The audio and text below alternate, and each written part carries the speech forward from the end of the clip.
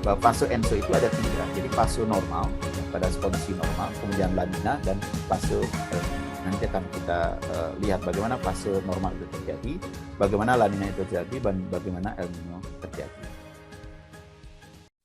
Pada fase normal, jadi kalau misalkan kita lihat pada fase normal itu seperti apa polanya fase normal. Jadi Indonesia itu ada di bagian barat di sini ya. Ini adalah Samudra Pasifik. Kemudian ini adalah wilayah Indonesia yang ada di bagian barat. Dan ini adalah benua Amerika ya, di bagian timur ya, dari Samudra Pasifik. Jadi kalau misalkan kita lihat ini adalah samudra, di mana samudra ini memiliki air yang cukup besar gitu ya. Seperti tadi disampaikan di awal bahwa air itu memiliki kapasitas panas yang cukup tinggi ya, dibandingkan dengan daratan. Artinya dia mampu menampung kapasitas panasnya itu lebih rendah dibandingkan daratan, sehingga dia mampu menampung panas yang tinggi gitu maksudnya. Jadi mampu menampung, sehingga kalau misalkan dia menerima radiasi, maka di sini akan mengalami atau menjadi kolam hangat dikatakan. Jadi karena suhunya dia menerima panas gitu ya. Jadi di sini akan menjadi atau mengalami suhu yang lebih tinggi, kemudian dia menjadi kolam yang hangat. Nah, kemudian dengan adanya di bagian laut gitu ya. Nah, ini terjadi interaksi gitu ya. Jadi interaksi dengan laut ini sehingga di satu sisi kemudian muncul lagi angin ya, angin yang bergerak dari timur ke barat. Ya, yang bergerak dari timur ke barat. Nah, angin ini yang kemudian menggeser mungkin kalau saya gambarkan. Nah, jadi kalau misalkan awalnya ini kan di sini terbentuk titik panas gitu ya, karena dia menerima radiasi. Dan kemudian ada angin dari timur ini yang mendorong titik panas tadi, kondisi hangat tadi, kondisi hangat tadi, dia ke arah barat. Nah, sehingga dia menjadi di sini sekarang titik hangatnya. Ya, kondisi hangatnya berada di Samudra Pasifik bagian barat. Ya. Yang tadinya berada di bagian tengah, kemudian karena ada di bawah angin, kemudian dia bergeser ke Samudra Pasifik bagian barat. Nah, maka di sini akan memiliki suhu yang lebih tinggi dibandingkan sekitar. Nah, minggu lalu kita sudah bahas bahwa suhu tinggi itu menyebabkan tekanan menjadi rendah. Maka di sini akan menjadi tekanan yang lebih rendah. Dengan tekanan yang lebih rendah, ya, maka akan uap atau udara yang ada di bagian timur dari Samudra Pasifik itu akan bergerak ke arah barat ke sini. Kemudian di sini akan terjadi pengangkatan massa udara, ya, karena dia merupakan kondisi rendah. Dan di bagian atas itu arah yang terjadi adalah sebaliknya, jadi bergerak dari barat ke timur. Nah, ini yang disebut akan menjadi siklus yang disebut dengan siklus Walker, ya, sirkulasi Walker. Jadi inilah kondisi normal. Jadi pada kondisi normal, curah hujan di sini akan berpengaruh terhadap kondisi curah hujan di Indonesia pada kondisi normal. Ya, dia akan bergerak seperti ini, kemudian terus seperti ini, ya. Akibat awal tadi ada radiasi, kemudian terjadi pergeseran karena ada hembusan angin dari bagian timur dan seterusnya. Nah, ini yang disebut dengan kondisi normal. Nah, bagaimana dengan kondisi selanjutnya misalkan pada saat terjadi kondisi La Nina? Ya, apa yang terjadi pada saat kondisi La Nina? Nah, La Nina itu dikatakan juga La Nina itu kondisi normal yang diperkuat gitu ya. Jadi kondisi normal yang diperkuat. Nah, pada kondisi La Nina, pada saat tadi misalkan di sini adalah kondisi hangat gitu ya. Nah, terjadi pengangkatan, misalkan di lautan terjadi pengangkatan air laut dalam yang lebih dalam itu terjadi pengangkatan. Jadi di sini kan suhunya lebih rendah ya, dingin gitu ya. Terjadi pengangkatan menyebabkan di sini di Pasifik, Samudra Pasifik bagian timur itu suhunya semakin rendah, semakin dingin gitu, terjadi pengangkatan ini. Makanya La Nina, El Nino, ENSO ini itu merupakan interaksi dari permukaan ya, dalam hal ini lautan dengan atmosfer. Nah, ini terjadi pengangkatan di sini yang menyebabkan sekarang udara suhu permukaan laut ini itu menjadi lebih rendah dari kondisi normal tadi. Dengan kondisi yang lebih rendah, maka beda tekanan antara Pasifik bagian barat dengan Pasifik bagian timur itu semakin tinggi. Ya, kalau tadi kan ada perbedaan tekanan bergeser kemudian terjadi pergerakan. Nah, karena di sini terjadi pengangkatan, ya, jadi upwelling itu meningkat gitu ya, terangkat. Kemudian di sini suhunya semakin turun, ya, karena air yang dalam ini bergerak ke atas, kemudian dia suhunya lebih rendah, sehingga tekanan di sini menjadi lebih tinggi. Jadi perbedaan tekanan antara kedua wilayah ini menjadi lebih besar dibandingkan kondisi normal.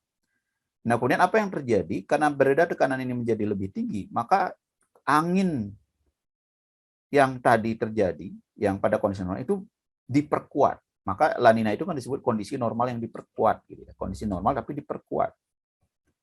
Nah, akibat adanya dorongan dari angin ini, wilayah tadi yang di sini hangat, gitu ya, yang tadi hangat itu bergeser juga ke arah barat, ya, bergeser ke arah barat. Nah, sehingga disinilah kondisi di sini dia bergeser ke arah di sini. Jadi udah air apa namanya Samudra Pasifik hangat, yang Samudra Pasifik hangat ini bergeser juga ke wilayah Indonesia. Ya, ini kan Indonesia di sini ya, ini Papua Nugini, ini Indonesia, dia bergeser ke sini, sehingga hujan yang kondisi normal itu jatuh di sini dan pengaruhnya dalam kondisi normal itu sekarang bergerak ke arah barat, bergeser ke arah barat. Nah, sehingga curah hujan menjadi meningkat karena di sini terjadi pengangkatan massa udara juga yang sangat intensif, gitu ya. Jadi udara hangat tadi kalau misalnya kita bandingkan dengan kondisi normal ini lebih hangat dan bergeser ke arah barat. Ya. Nah, sama di bagian atas juga akan terbentuk siklus Walker seperti ini. Ya, dan ini kondisi tapi dia diperkuat. Nah, inilah disebut dengan kondisi La Nina. Jadi terjadi pergeseran, kemudian terjadi pergeseran juga udara hangat, gitu ya, ke arah barat. Dan pada saat kondisi hangat bergeser di sini, maka di sini akan juga efektif terjadi evaporasi, gitu ya, pengangkatan massa udara, dan dia akan mempengaruhi curah hujan di Indonesia. Maka kondisi-kondisi La Nina itu akan identik dengan peningkatan, ya, dari curah hujan yang terjadi di wilayah Indonesia. Karena ada dampak dari pergeseran pusat-pusat tekanan rendah yang seharusnya berada di Pasifik bagian barat, tapi lebih ke barat, ya, lebih bergeser sehingga masuk ke kepulauan-kepulauan atau wilayah perairan Indonesia. Ya, maka di sini akan terjadi peningkatan pengangkatan massa udara, kemudian terjadi peningkatan curah hujan. Nah, itu adalah merupakan kondisi yang pada saat kondisi terjadi La Nina. Nah, pada fase berikutnya, itu adalah terjadi pada kondisi yang disebut dengan El Nino. Nah, bagaimana kondisi El Nino itu terjadi? Jadi pada saat fase berikutnya, yang tadi angin yang bergerak itu kuat, sekarang melemah.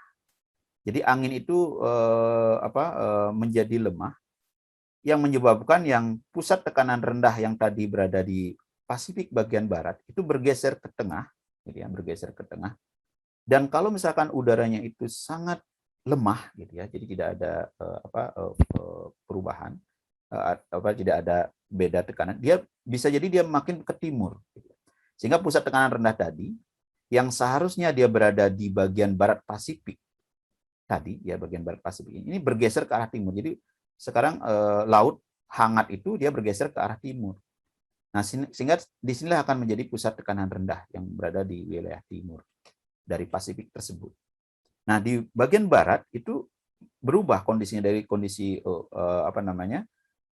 tekanan tinggi, tekanan rendah tadi di sini, sekarang berubah menjadi tekanan lebih tinggi, ya, karena udaranya itu atau air itu menjadi lebih hangat di sini dibandingkan di sini, ya, jadi lebih hangat. Nah, sehingga yang terjadi itu adalah terjadi perubahan arah angin, ya, jadi agak bergeser di sini, dan disinilah terjadi pengangkatan, ya, pengangkatan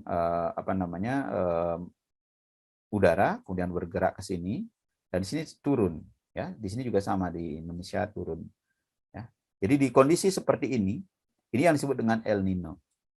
Jadi curah hujannya sekarang terjadi di wilayah Pasifik bagian timur, karena di sini terjadi pengangkatan massa udara, ya, maka di wilayah di sini, ya, misalkan di wilayah-wilayah di sini, ini akan terjadi peningkatan curah hujan dibandingkan dengan kondisi normal. Nah, inilah kondisi yang disebut dengan El Nino. Jadi terjadi pergeseran pusat tekanan sehingga menyebabkan terjadinya peningkatan